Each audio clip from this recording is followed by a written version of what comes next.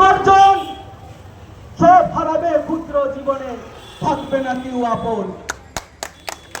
ভারতীয় জনতা পার্টি মানুষের সঙ্গে ছিল, ভারতীয় জনতা পার্টি মানুষের সঙ্গে আছে, ভারতীয় জনতা পার্টি মানুষের সঙ্গে থাকবে। কারণ মানুষকে নিয়ে যখন উন্নয়নের প্রয়োজন হয় তখনই ভারতীয় জনতা পার্টি আপনাদের সামনে আসে। তাই আর হবে না চরম চরম, আর হবে না গুড় বাতাসা।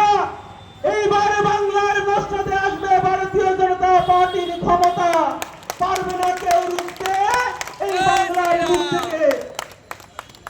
এতদিন যারা সিন্ডিকেট চালিয়েছিলেন, এতদিন যারা বাংলার মায়েকে অপমান করেছিলেন, এবার বাংলার মানুষ তার নেমে বদলা।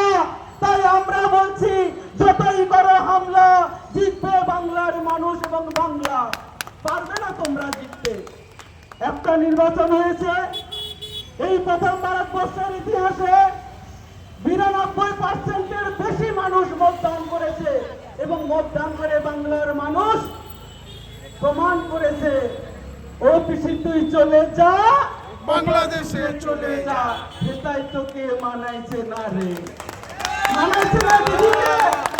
দিদি যতই এখন মঞ্চের ওই প্রান্ত থেকে ওই প্রান্তে যতই উনি ছুটাছুটি করুন, যতই লাফালাফি করুন গোলা ব্যাঙের মতো, আর ওনার ঠাঁই হবে না বাংলার বুকে। কারণ কুড়ে কুড়ে খেয়েছে বাংলার মায়ের রক্ত, কুড়ে কুড়ে খেয়েছে বাংলার যুব সমাজের রক্ত, কুড়ে কুড়ে খেয়েছে বাংলার সমাজের সংস্কৃতি থেকে সব কিছুকে। তাই এবার বাংলার মানুষ ওনাকে আর ক্ষমা করবে না।